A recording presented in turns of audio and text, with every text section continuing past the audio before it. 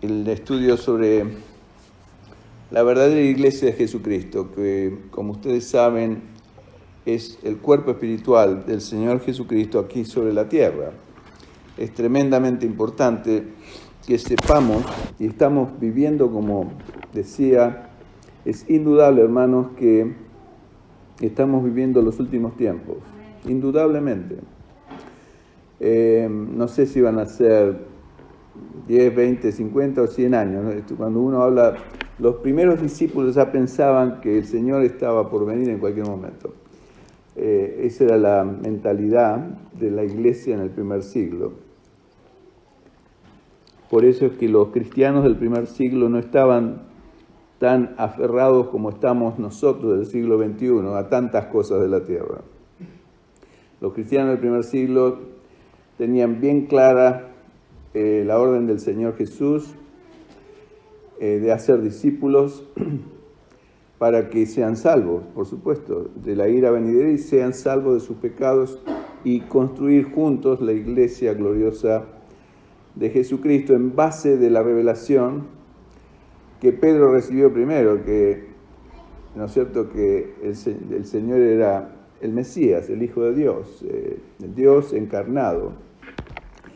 Y se acuerdan lo que le dijo el Señor: bienaventurado eres Pedro, porque esto no te lo reveló sangre ni carne, sino mi Padre que está en los cielos. Y en ese principio es fundada la iglesia, en esa revelación, la cual pienso que todos nosotros de alguna manera hemos recibido, y por eso estamos aquí, y por eso servimos al Señor, y por eso queremos agradarle y servirle y honrarle, como decía la hermana.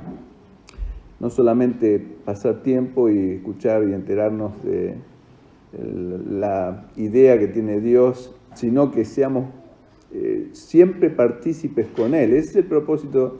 Siempre que el Señor hizo un milagro, fíjese en todos los milagros que hizo el Señor Jesucristo, siempre lo hizo con otras personas. Él no hizo un milagro solo Él individual, ¿no es cierto? Cualquier milagro que hizo el Señor, o a la persona que estaba enferma, como el ciego que le mandó lavarse, ¿se acuerdan? El estanque, después que le puso barro, tuvo que hacer algo. Los discípulos, cuando multiplicaron los panes y los peces, el Señor hizo la multiplicación, pero los discípulos despartieron el producto de esa multiplicación. Cuando convirtió el agua en vino, el Señor fue el que hizo la conversión. Lo más difícil siempre lo hace el Señor, pero los sirvientes fueron los que repartieron el vino. Y nosotros estamos en el mismo ministerio, nosotros estamos en el ministerio no de la producción, sino de la distribución. El Señor es el que produce y nosotros distribuimos. Y ese es el principio de la iglesia verdadera. Y en este momento, como estamos ya hace tiempo estudiando, estamos terminando un ciclo de varios libros de la Biblia del Antiguo Pacto que estuvimos estudiando ya hace más de 2 años con los hermanos, empezando por el libro de Daniel, del profeta Daniel, y estamos terminando en el libro de Malaquías, que es el último libro del Antiguo Pacto, y después hay un silencio de 400 años de parte de Dios, a raíz de precisamente que la gente seguía desviándose, ¿no es cierto?, a la idolatría. Se olvidaban del Dios vivo y verdadero, se conservaban el molde o la cáscara, pero no la esencia de las cosas, y al Señor no le gusta eso. Y lo mismo ha pasado vez tras vez, siglo tras siglo, con la iglesia. La iglesia, ya vemos ese pasaje que leyó el hermano Jairo en Apocalipsis, la iglesia de la Odisea. El Señor tiene varias cosas que reprende, directamente, ¿no es cierto?, reprende a los tibios. Es preferible que seamos calientes o fríos y no tibios, porque si somos tibios, bien claro el Señor dice que nos va a vomitar de su boca. ¿Por qué? Porque se vomita lo que no se digiere, y algo que no está digerido en el cuerpo de Cristo es algo que está ahí subiendo y bajando, ¿no es cierto? Como cuando nosotros comemos algo y nos cae mal y no lo podemos digerir hasta que no lo botamos, no no tenemos tranquilidad ni nos sentimos bien, ¿no es cierto? Todos pasamos alguna vez alguna cosa de esa, algún atracón estomacal. Y así es toda persona fría en el estómago del Señor Jesucristo, o sea, no ha sido incorporada en el cuerpo de Cristo. Está ahí que no se decide, está ahí que me meto y que salgo. Bueno, en el día que el Señor venga, esas personas, lamentablemente, bien claro dice el Señor, van a ser vomitadas de su boca. O sea que no van a ser asimiladas a la fuerza. Y ese es el principio de la verdadera iglesia. Y hay dos elementos, y me estoy saliendo un poco del tema, pero es importante, por algo el Espíritu me trae esto. Fíjese que cuando celebramos la cena del Señor hay dos elementos que son el pan y el vino, ¿no es cierto? Esos dos elementos requieren una molienda, una prensa, algo que destruye el producto original para que haya un producto final o elaborado, que es el pan, que es producto del trigo molido, y el vino, que es producto de la uva machacada, ¿no es cierto?, hecha jugo, fermentada, etc. Entonces, eso habla precisamente de que algo que no está molido y digerido y masticado en el cuerpo del Señor y asimilado en la iglesia, que es su cuerpo, lamentablemente no está triturado o molido suficientemente para ser absorbido por el pueblo y es echado fuera.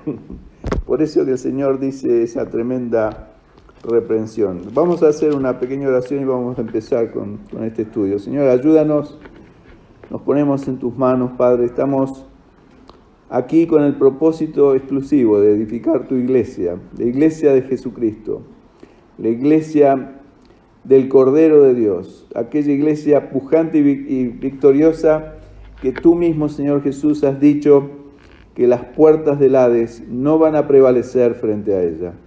Y Señor, queremos ser esa iglesia, queremos ser la iglesia verdadera tuya en estos últimos tiempos que vivimos. Y Señor, queremos desafiar a todos aquellos que todavía estén en la falsa iglesia, en la Babilonia espiritual, para que vengan a la Nueva Jerusalén. Queremos ser parte de esa Nueva Jerusalén, Señor. Y así como dice tu palabra en Apocalipsis 18, salid en medio de ellas, pueblo mío. Así que si hay alguno aquí que todavía está en esa iglesia pervertida, que pueda entrar, Señor, por medio de ser digerido por ti mismo, en tu cuerpo, en tu verdadera iglesia. Y no digo que sea esta sola, sino que todas aquellas iglesias donde tu palabra verdadera, la leche espiritual no adulterada, es predicada fielmente y donde se obedecen todos tus mandamientos, Señor Jesús. Y eso queremos hacer en este lugar. Ayúdanos pues, y te ruego por cada uno de mis hermanos que van a escuchar esta prédica, esta enseñanza, que le puedas dar revelación espiritual, un espíritu de sabiduría y de gracia, para que todos juntos podamos abocarnos a este proceso en estos últimos tiempos en que estamos viviendo en esta tierra, donde tú nos has traído a distintos lugares del mundo y del planeta con el propósito de servirte a ti, oh Señor. Tú eres el Rey, nosotros somos tus siervos y estamos aquí para servirte. Estamos, como decíamos, en el ministerio de la distribución de lo que solo tú puedes producir, un avivamiento espiritual, vida espiritual, por medio de tu palabra y de tu Espíritu Santo. Señor, yo no puedo hacer absolutamente nada si no es por tu gracia y tu unción fresca, ungiendo mis palabras, llenándome de tu Espíritu y trayendo vida a una de esas palabras cuando caigan en los oídos, que no queden en los oídos, sino que digieran y bajen hasta el mismo corazón de cada alma que la vaya a escuchar y que lleve honra y gloria a tu santo nombre y obediencia a ti, al Rey de Reyes y Señor de Señores. En el nombre de Jesús te lo pedimos y agradecemos sabiendo que es tu absoluta voluntad. Amén, Señor. Vimos el sábado pasado algo muy importante, que la vida del verdadero creyente es una vida escondida. ¿Se acuerdan? ¿No se acuerdan? O sea que, y eso es un distintivo de una verdadera iglesia, la iglesia del nuevo pacto. ¿Cuál? El hecho de que cada miembro de esa iglesia, los que componemos esa iglesia, tenemos una vida personal con Dios, que se acuerdan era la barra vertical, no sé si tienes el... no es la cruz, es... no, es tres tipos, eso ya lo habíamos visto, tres tipos de... el último es. Ok, vámonos a ver si anda esto después. Bueno, esto se acuerdan, ¿no es cierto? La cruz de Cristo, primero, o sea, el Señor fue obediente al Padre, primero por amor al Padre, y fue a la cruz, ¿no es cierto? Y llevó la cruz cada día de su vida. Primero por amor al Padre, después por amor a nosotros, porque el Padre lo había ordenado. Pusiste ahí está. Y después por amor hacia los demás. O sea, esto está representando por esas dos barras de la cruz. La barra vertical que representa mi relación con mi Padre Celestial, con mi Dios. Y la barra horizontal que es nuestra relación con nuestros hermanos, con nuestros iguales, con los demás seres humanos. Esto incluye, por supuesto, a nuestros hermanos en Cristo, pero incluye también aún a las personas que no son hermanas nuestras, que por amor las tenemos que ganar para el Señor, ¿no es cierto? Porque ese es el mandato de hacer discípulos de aquellos que todavía no lo son. Y eso es un gran desafío. ¿Por qué? Porque no depende de nosotros, depende de nuestra fidelidad, sí, de nosotros. O sea que Dios no me va a medir a mí ni a ti por cuántos discípulos hicimos, sino por cuán fieles hemos sido. ¿Se acuerdan lo que decía el Señor? En lo poco has sido fiel, en lo mucho te pondré. O sea que el Señor no nos pide un resultado medido en números, sino en fidelidad nuestra. Y después vimos, acá habíamos llegado a la cruz del discípulo. Los discípulos somos nosotros, ¿no es cierto? Jesús no vino a ser convertidos. Digamos, en la época moderna hay una costumbre muy común, muy generalizada en la iglesia moderna, de que el Señor busca convertir a las personas, convertidos. Y no es así. El Señor busca discípulos, gente que esté dispuesta a seguirlo a Él. Y vamos a ver un poco hoy, si Dios quiere, con la ayuda del Señor, qué significa ser un discípulo. Pero para llegar a esto, ¿se acuerda lo que vimos el sábado pasado? Es que es necesario que cada uno de nosotros tenga una vida personal de relación con Dios. Y es una vida escondida, es una escondida en el sentido de que no lo hacemos abiertamente como se hacía en la antigüedad, ¿no es cierto?, bajo el antiguo pacto. En el antiguo pacto las personas tenían que orar, alabar a Dios con címbalos, con que retiñen, con etcétera, una serie de cosas, y era todo externo, era todo visible a los ojos de los demás. Pero la vida del cristiano es una vida, por supuesto, nosotros nos juntamos y alabamos al Señor y aplaudimos y levantamos la mano y todo eso, fenómeno. Pero si no hay, eso no va acompañado de una vida personal, de relación privada con mi Dios, con nuestro Dios. Dios lo ve, y esto es muy serio, como una hipocresía. Si venimos acá y montamos un show, y la mayoría de las iglesias modernas van por este lado. Ustedes ven grandes congregaciones, como van a ver una diferencia muy grande entre una congregación y una iglesia. La mayoría de las así llamadas iglesias modernas son congregaciones, son grupos de gentes juntadas que ustedes lo ven e impactan, impresionan, porque cantan muy lindo, la música es excelente, digamos de calidad profesional, y eso se busca mucho en las iglesias modernas hoy. Y aparte de eso, todas las personas se muestran muy fervientes, pero el comportamiento de la mayoría de esas personas en sus vidas privadas deja mucho que desear. Y eso es tremendamente detrimental o nefasto o negativo para Dios. Quiere decir que Dios no lo va a contar como un punto positivo de todas estas personas, sino por el contrario. Una de las cosas que más odia el Señor es la hipocresía. Esto yo lo repito muy seguido porque es muy importante. Si yo vengo acá y hablo todo esto que hablo, alabando al Señor y glorificándolo y hablando la palabra de Dios, y el resto de mis días, de mis semanas, ni me acuerdo de la palabra de Dios, no me acuerdo de mi Dios, vivo una vida independiente haciendo lo que a mí me agrada, ¿ustedes piensan que Dios no se va a dar cuenta? Así decía Malaquías, el profeta, el último profeta que estamos estudiando, ¿no es cierto?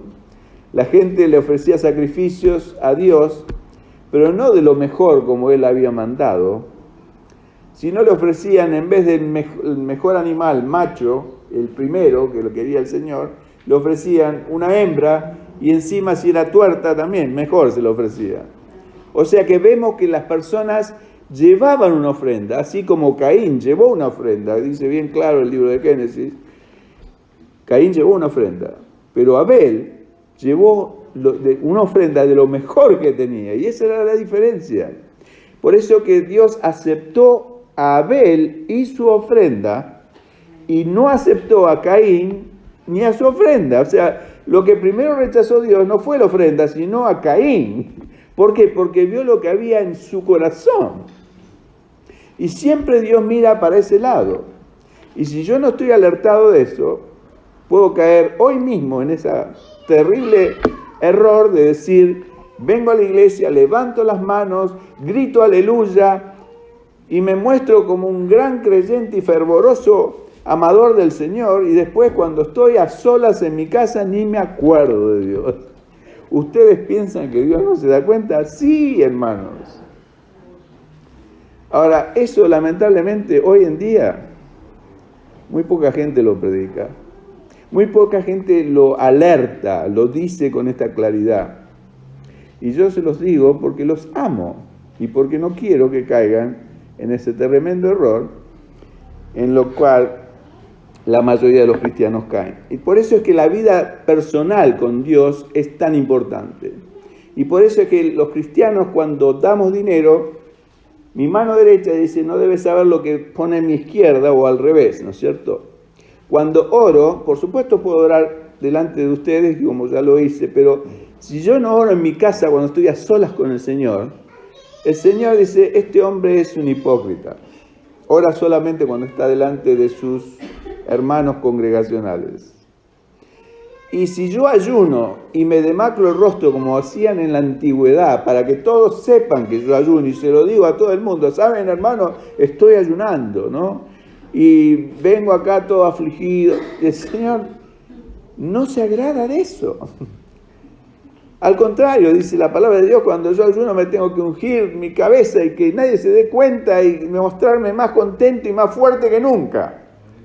No, y rozagante, no demacrado y cabizbajo y destruido como se muestran todos aquellos que hoy en día son religiosos y ayunan para que los demás sepan.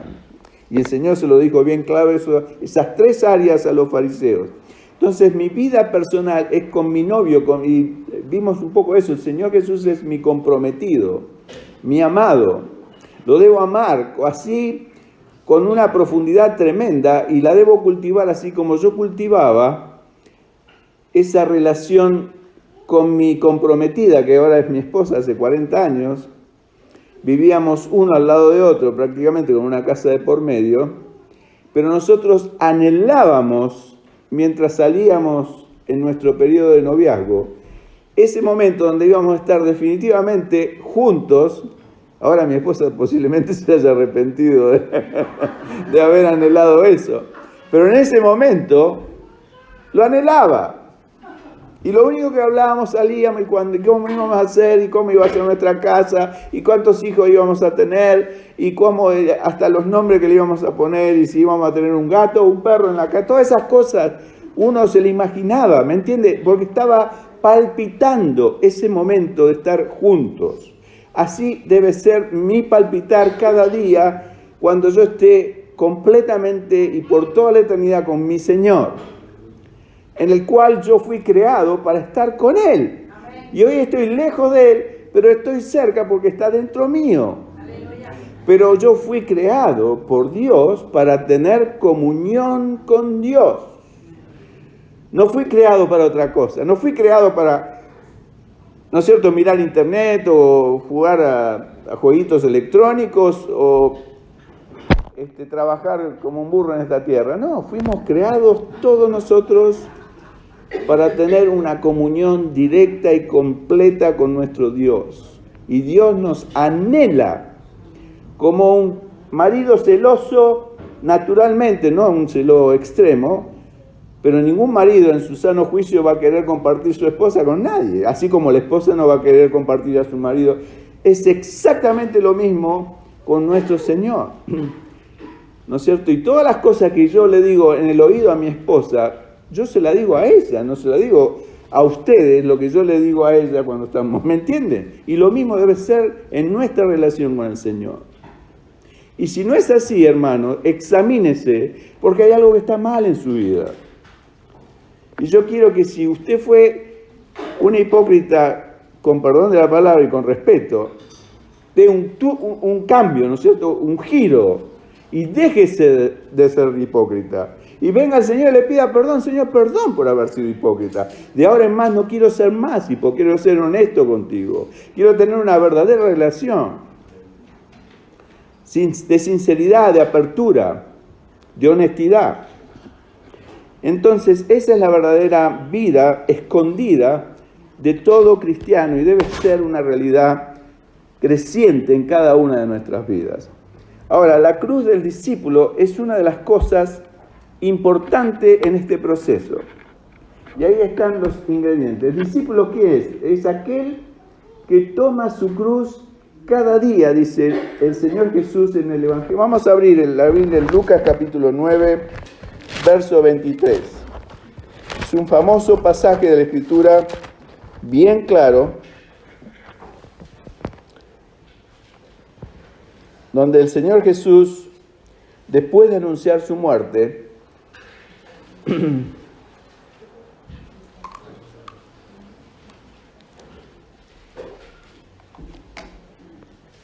el verso 21 el Señor anuncia su muerte, dice: es necesario que el Hijo del Hombre padezca muchas cosas y sea desechado por los ancianos, por los principales sacerdotes, por los escribas, y que sea muerto y resucitará el tercer día. Y después en el verso 23, inmediatamente decirle eso, le dice el Señor a sus discípulos, o sea que me lo dice a mí y a ti si eres un discípulo. Y decía a todos: si alguno quiere venir en pos de mí, si usted es un discípulo, seguro que quiere ir en pos de Jesús, quiere seguir su ejemplo, sus pasos, eso es ser un discípulo. Niéguese a sí mismo, tome su cruz una vez por mes, o los sábados cuando viene a la iglesia, cada día, y sígame. Y después sigue añadiendo, ¿no es cierto? Porque todo el que quiere salvar su vida la perderá, y todo el que la pierde su vida por causa de mí, la salvará. O sea, en otras palabras, que si yo no me quiero evitar, digamos, la ofensa de tomar mi cruz, de negarme a mí mismo, fíjese que dice: si alguno quiere venir en pos de mí, primero, niéguese a sí mismo. ¿Qué quiere decir negarme a mí mismo? Negarse no quiere decir que lo que estoy diciendo es falso, entonces me niego. No está diciendo eso. ¿Qué es negarse a sí mismo? Es renunciar a mi propia voluntad de hacer lo que yo quiero. Yo nací con eso, es mi ego, mi yo. y usted tiene el suyo. Bueno, el Señor lo que está diciendo, bien claro, es que si yo quiero seguir en pos de Él, lo primero que tengo que hacer es negarme a mi yo.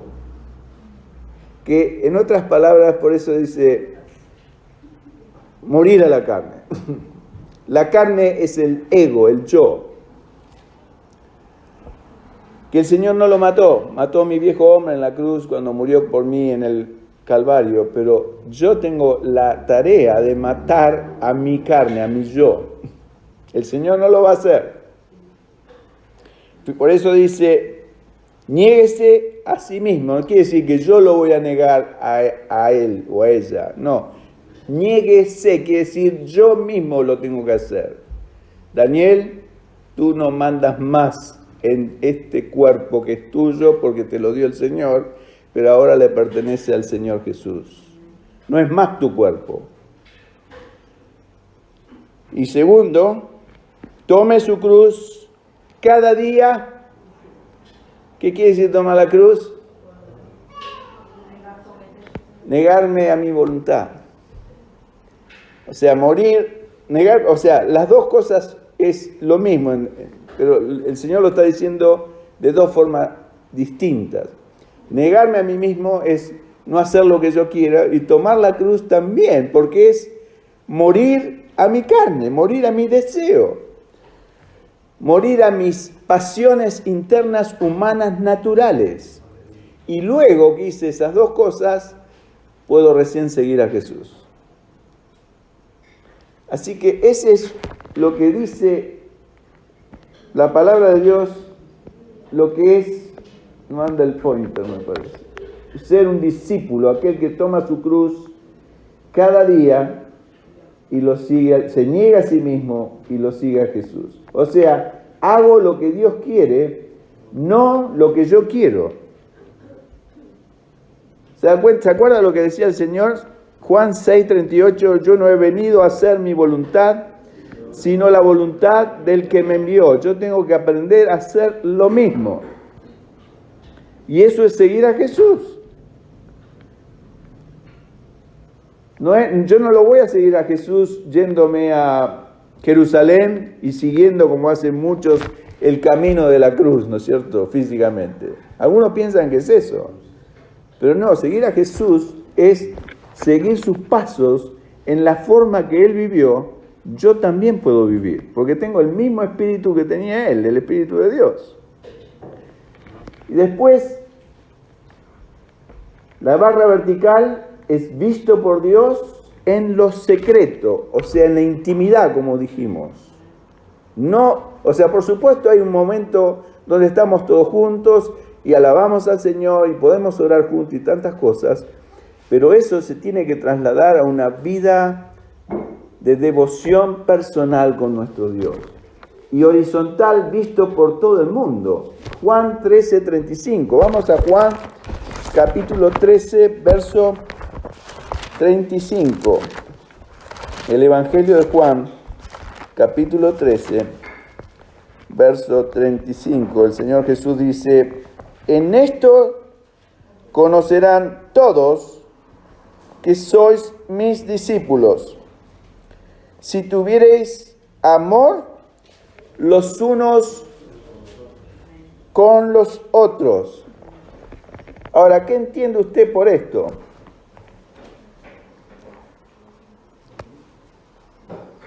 Yo, mire, le cuento lo que yo entendía y después me di cuenta que estaba mal.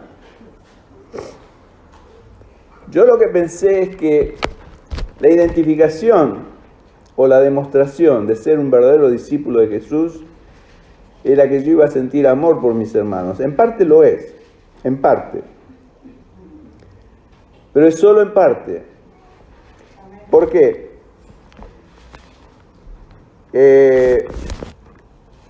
Porque en Lucas 9:23 el Señor primeramente dijo que para ser un discípulo lo definió bien claro. Me tengo que negar a mí mismo, tomar mi cruz cada día y después seguirlo. O sea, esa es la definición de Jesús de cómo ser un discípulo.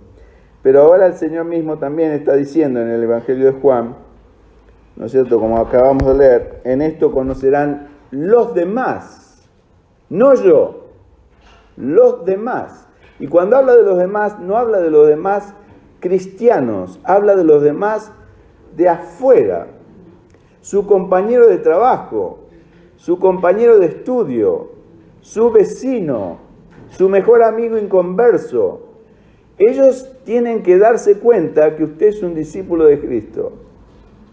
¿Alguna vez usted lo había pensado de esa manera?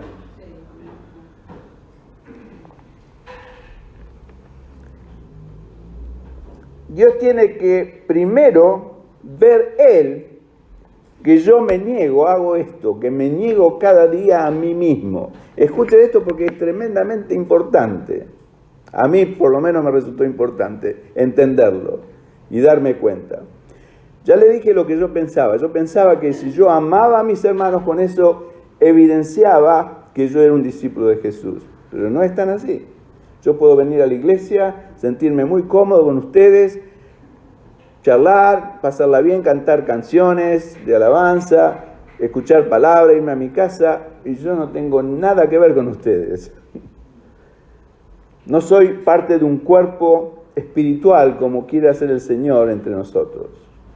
Estoy muy lejos de eso.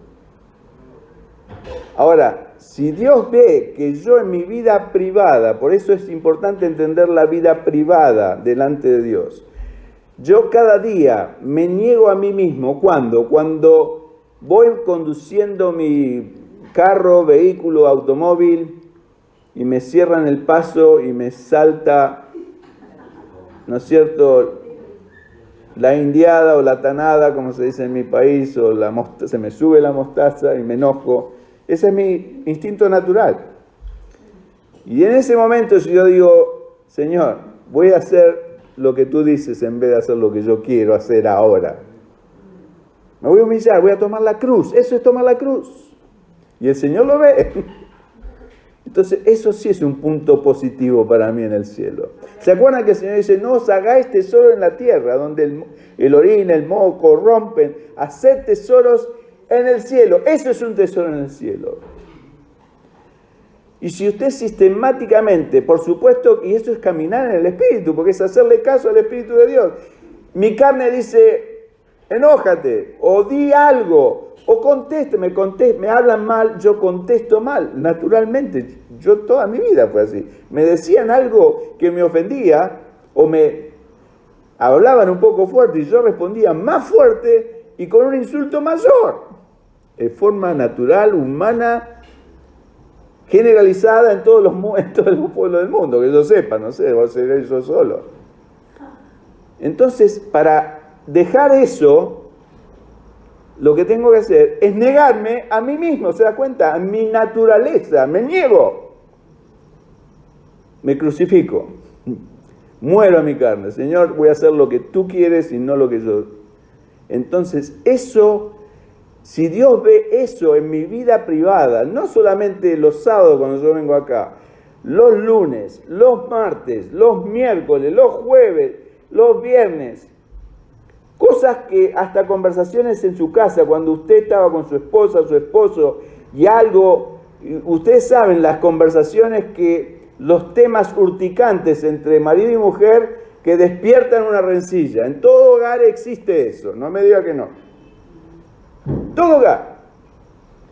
Cuando eso sucede y usted dice, no, esta vez le voy a hacer caso al Señor, le voy a hacer caso al Espíritu de Dios, le voy a hacer caso a la palabra de Dios, y usted muere delante de su esposa. Y el diablo le va a estar diciendo, no te calles la boca porque vas a quedar como un estúpido y tu esposa se va a tomar ventaja de ti. Eso es lo que me dice a mí, no sé a ti. Y usted le tiene que decir, diablo mentiroso, el Señor es más poderoso y quiero hacer su voluntad. Porque su voluntad es agradable y es perfecta. El Señor lo ve, los ángeles del cielo lo van a ver y va a haber gozo en el cielo.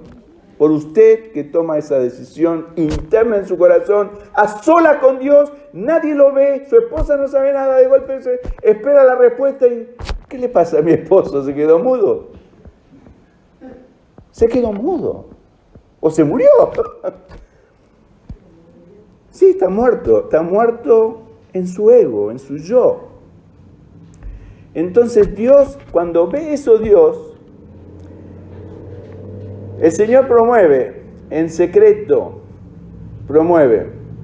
Y los demás van a ver que usted le pisa en el pie, a lo mejor a propósito, por decir algo. Y usted, en vez de pegarle un grito y un sopapo, reaccionar, contesta gentilmente, amorosamente. Algo le pasa a este hombre. Cuando todo el mundo está preocupado en la oficina porque no le alcanza el dinero y se quejan de que no pudieron ganar la lotería y que no le alcanza el dinero para llegar a fin de mes, y usted es una persona que vive gozoso, lleno del Espíritu Santo, ama a los demás cuando todos los odian, usted responde siempre bien, cuando todo el mundo responde mal, los demás van a decir: este hombre tiene algo que yo no tengo. Debe ser un discípulo de Jesús. Es lo único que se me ocurre. Miren, en el libro de los Hechos, en el capítulo 11, le voy a dar la prueba de esto que estoy diciendo porque creo que van a pensar que estoy mintiendo, o que es ciencia ficción. En el libro de los Hechos es la historia de los primeros cristianos, por supuesto. Y entre paréntesis, el libro de los Hechos no terminó porque lo tenemos que continuar nosotros. En el capítulo 11, en el verso 19 en adelante, describe la iglesia en Antioquía. Y ahí hubo una serie de cosas muy interesantes, pero el producto final al que quiero llegar yo, porque si no nos va a dar el tiempo, y no quiero predicar tan largo porque quiero dar tiempo a las oraciones. En el verso 25 dice: después fue Bernabé a Tarso para buscar a Saulo, que después iba a ser Pablo, y hallándole le trajo a Antioquía, y se congregaron allí todos un año con la iglesia, y enseñaron a mucha gente, y a los discípulos se les llamó cristianos por primera vez en Antioquía. ¿Quién les llamó cristianos? ¿Los de la iglesia? No, los de afuera. Porque eran gente, usted lee el libro de los Hechos, y claro, muchas personas dicen: así se debe vivir, ¿no? Todos los cristianos juntos, en armonía. Pero no, o sea, Dios no quiere decir que el libro de los Hechos es un libro para hacer teología, ¿no es cierto? O para que tomemos como una enseñanza. Es la forma que vivieron los cristianos del primer siglo en un momento específico, pero no está diseñado por Dios para que nosotros lo tomamos como modelo, ejemplo de cómo debemos vivir hoy. Porque si no, tenemos que raparnos la cabeza, como hizo Pablo con uno de sus discípulos, que creo que fue Tito o Timoteo. No creo que fue Tito. Bueno, es uno que empezaba con T, creo que fue Tito. Entonces, ¿me entiende? Hay cosas en el libro de los Hechos, pero esto es un distintivo de que la gente de alrededor, porque hubo como un avivamiento, ¿no es cierto?, en este lugar, y la iglesia de Antioquía nació, y léanlo después en su casa, todo lo que pasó acá. Dice, por ejemplo, en el verso 21, dice: y la mano del Señor estaba con ellos, y gran número creyó y se convirtió al Señor. Llegó a la noticia de estas cosas a oídos de la iglesia que estaba en Jerusalén, y enviaron a Bernabé que fuese hasta Antioquía. Cuando llegó y vio la gracia de Dios, se regocijó y exhortó a todos a que con propósito de corazón permaneciesen fieles al Señor. Fíjense, era un avivamiento. Y era un avivamiento que había llegado a Jerusalén, la noticia de lo que pasaba en Antioquía. Y esto iba creciendo y creciendo, porque era varón bueno y lleno del Espíritu Santo y de fe, y una gran multitud fue agregada al Señor. Después fue Bernabé a Tarso para buscar a Saulo, este es el pasaje que leímos, y hallándole le trajo a Antioquía, porque fue y le dijo: vení, Pablo, porque necesitamos más obreros, porque hay un avivamiento en Antioquía. Y se congregaron allí todos un año con la iglesia, un año, un avivamiento de un año.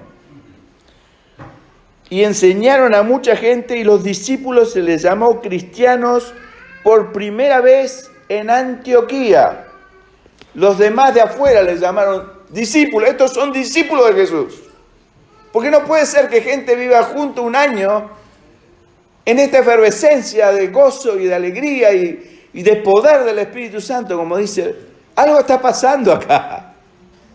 No es humano, no es un club, no es una congregación, es un cuerpo espiritual. ¿Se dan cuenta de la diferencia? O sea que después de esto, la evidencia para el mundo que nos rodea, que somos discípulos de Jesús, va a ser que amamos a otros discípulos de Jesús. Pero nótese nuevamente que la barra vertical debe venir siempre primero. O sea, nuestra devoción hacia Dios tiene que ser primordial. Y esa devoción hacia Dios nos hace tener devoción y amor entre nosotros. Así que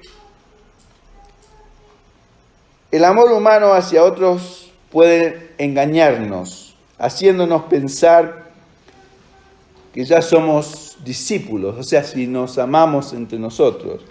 Si te agrada la compañía de otros creyentes durante las reuniones, eso no demuestra o prueba o garantiza de que somos discípulos.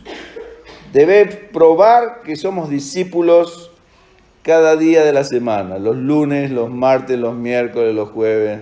Después cuando venimos de acá, después de haber tenido la victoria que el Señor nos da, de haber sido obedientes a Él, vamos a tener una reunión como nunca la tuvimos. Porque el Señor va a estar contento con nosotros, se va a glorificar en medio nuestro. Negándonos a nosotros mismos y amando a Jesús fervientemente. En otras palabras, nosotros vivimos delante del rostro del Señor cada día de nuestra vida.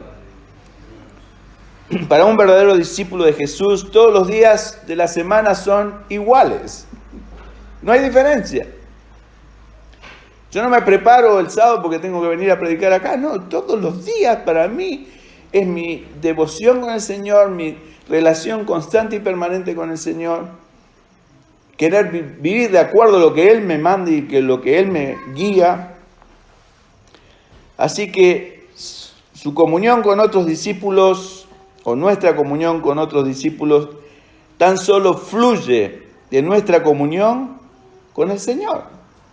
O sea, si yo tengo una comunión verdadera y genuina y constante con el Señor, voy a tener, sin lugar a dudas, una verdadera comunión, primero con mi esposa, que estoy todos los días con ella. Le voy a poder tolerar, aunque ella esté de mal humor o de mal talante o me conteste mal, si yo estoy haciendo la voluntad de Dios y negándome a mí mismo, va a haber paz en mi casa, va a haber comunión entre nosotros. Vamos a venir acá y no va a haber nada, digamos, que quite nuestra paz. ¿Me entienden? Paz absoluta. Y lo mismo entre nosotros, paz. Y es la paz que derrama el Señor en nosotros. Pero por eso es que, y esto es importante, lo más importante es nuestra relación personal con el Señor Jesús. Su comunión con otros discípulos tan solo fluye de nuestra comunión con el Señor. Tal discípulo nunca se afectará porque quien llega o se va de la iglesia, a mí no me afecta. O sea, por supuesto, si a mí me sorprendería realmente que un verdadero miembro del cuerpo se fuera, porque me parecería raro. Pero acá entra y sale gente, pero gente que a lo mejor no es del cuerpo, no nos afecta. Porque lo más importante es la relación con Dios y esa relación que fluye entre nosotros, y eso es vital. Así que el Señor Jesús es lo más importante en cada una de nuestras vidas, y Él es lo que es glorificado. Así que hay tres tipos, y con esto voy a terminar, y vamos a hacer la entrada a los tres tipos de posibles agrupamientos cristianos, llamémoslo así, y son los siguientes. Bueno, una sola barra, como dice acá al final, por sí misma, no es una cruz. O sea, eso está claro. O sea, así sea la barra vertical, que es relación con Dios, o la barra horizontal, que es relación entre nosotros, eso solo no es una cruz. Para que haya cruz tiene que haber las dos barras. Hay tres tipos de agrupaciones cristianas. La primera son congregaciones. Como dije yo antes, congregaciones son la mayoría de las iglesias modernas. La segunda son clubes sociales. Y la tercera es la expresión local de la verdadera iglesia de Cristo. Tan solo la última es el nuevo odre para el nuevo vino, ¿no es cierto? ¿Se acuerdan de esa palabra odre? Que es el receptáculo donde el Señor derrama su vida, que es el nuevo vino, el Espíritu de Dios. Entonces, a ver si nos da un poco de tiempo, si tienen paciencia, vamos a hacer, aunque sea una introducción a lo que es la congregación. La congregación es un conjunto de barras verticales. El odre es el antiguo pacto. ¿Cuál es el odre del antiguo pacto? El odre, ¿se acuerdan? Saben todo lo que estamos con esa parábola que usó el Señor de que los nuevos odres no se deben poner vino nuevo en odres viejas porque el vino nuevo rompe los odres. Y lo que está hablando es del viejo pacto y del nuevo pacto. Y la vida del Espíritu del Señor, que es el nuevo vino de Dios, el nuevo vino, no se puede poner en la vieja estructura del antiguo pacto porque se rompe. El acuerdo es en base a doctrinas o a doctrinas. Usted se va a dar cuenta que la mayoría de las llamadas conocidas iglesias que usted ha estado o que asiste o que vio son generalmente congregaciones. El acuerdo es en base a doctrinas o doctrinales. La devoción hacia Dios es externa. Como dije, hay grandes conglomerados de personas que se reúnen una vez por semana, hacen una gran manifestación de cuánto aman a Dios y se postran en tierra y se levantan los brazos y alaban por horas al Señor, etc. Y hablan en lenguas y una serie de cosas que yo he visto y ustedes sin duda a lo mejor han visto. El lenguaje es religioso. La adoración es emocional, pero no es una adoración espiritual. ¿Se acuerdan que el Señor dijo, adorarán en espíritu y en verdad? Bueno, si la adoración es puramente emocional, que está basada sobre todo en la música, no es una verdadera adoración. Adoración es rendición completa a Dios. Eso es adorar a Dios. Las barras verticales, que nunca se tornarán en cruces, permanecen solitarias. Y ahí hay varias referencias, ¿no es cierto? Por ejemplo, la adoración hacia Dios es externa. En Éxodo 40. Éxodo 40 habla de cuando fue instituido el tabernáculo. Es el último capítulo del libro de los Éxodos. Léalo después en su casa.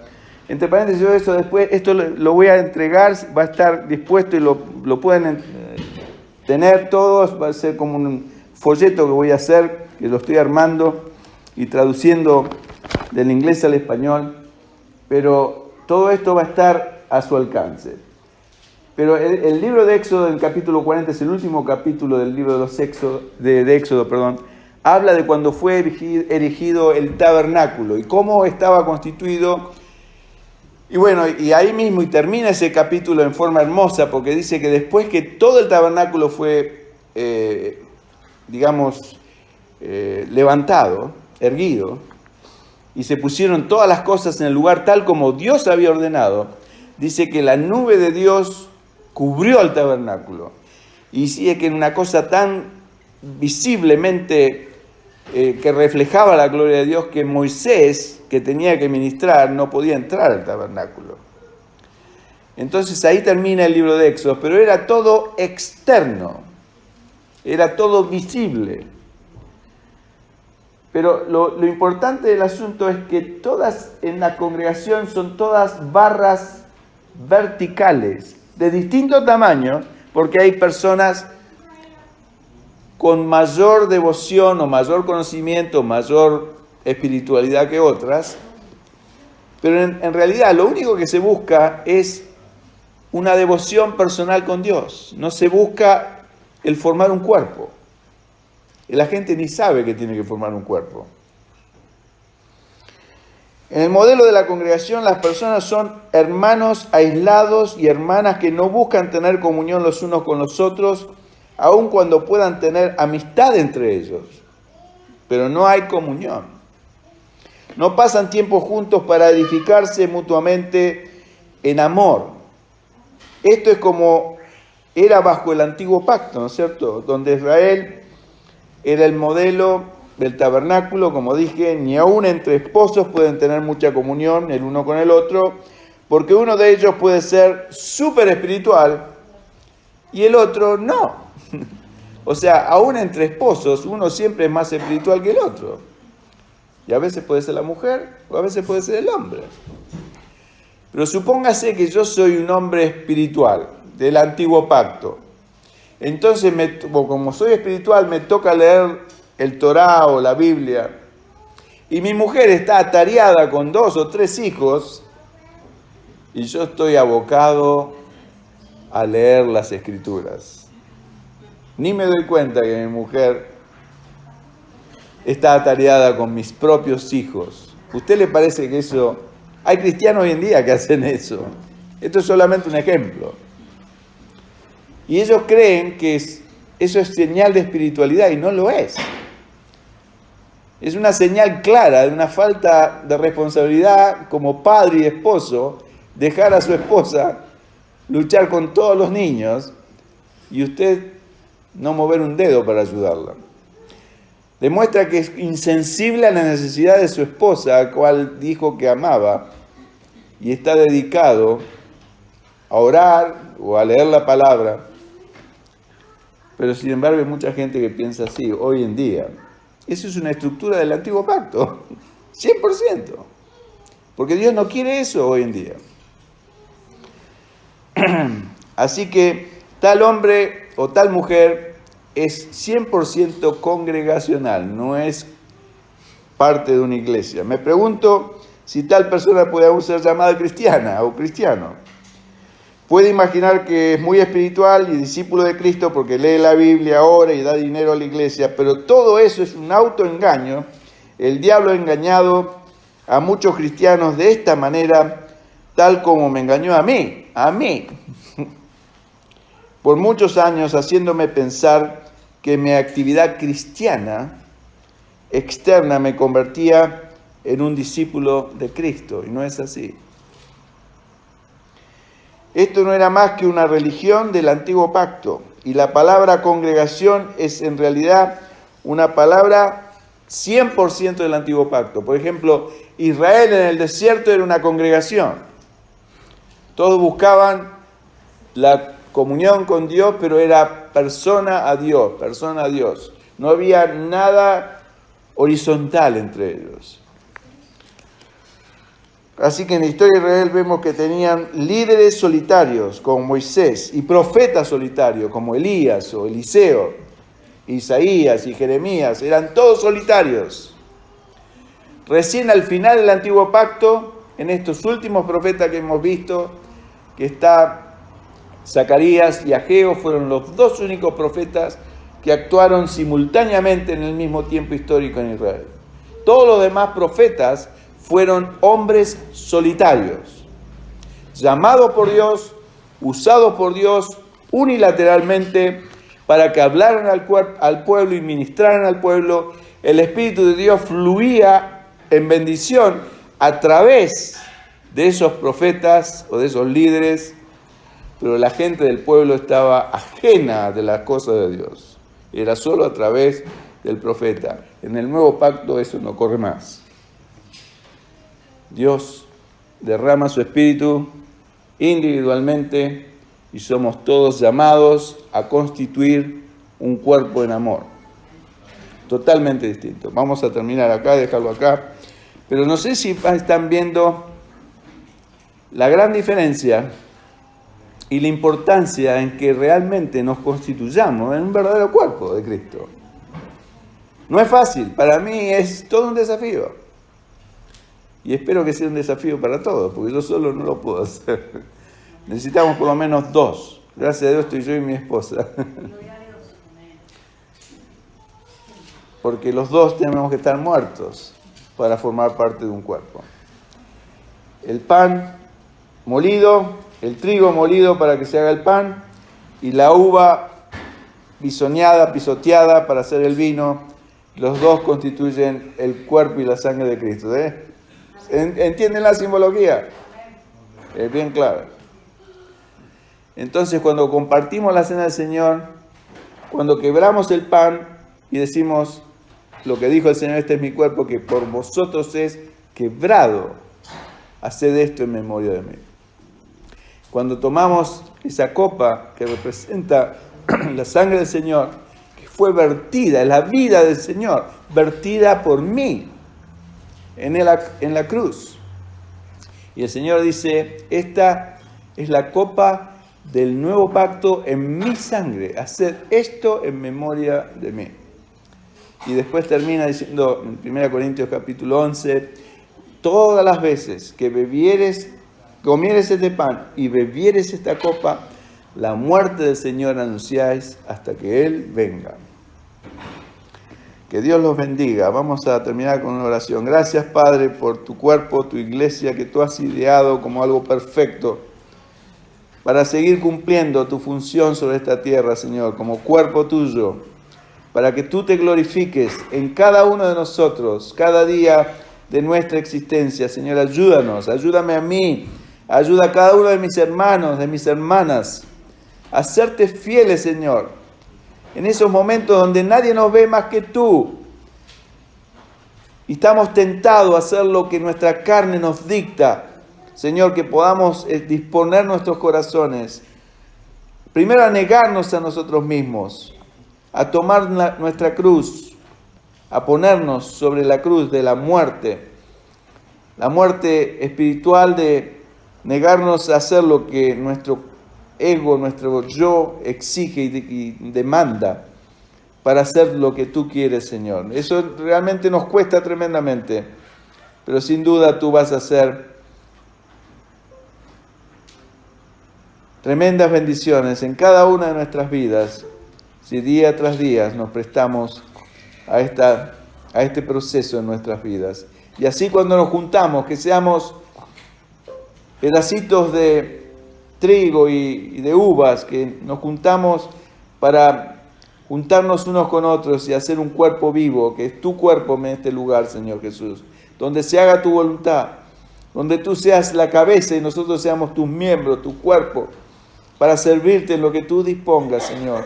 Que llevamos gloria a tu santo nombre, que tú puedas producir en nosotros y a través de nosotros esta gloria eterna que tienes reservada solamente para aquellos que te aman y te obedecen. Oh Padre, que sea una realidad en nuestras vidas y en este lugar, para gloria y honra de tu santo nombre. En Cristo Jesús. Amén, Señor. Dios los bendiga, hermanos. Entonces ahora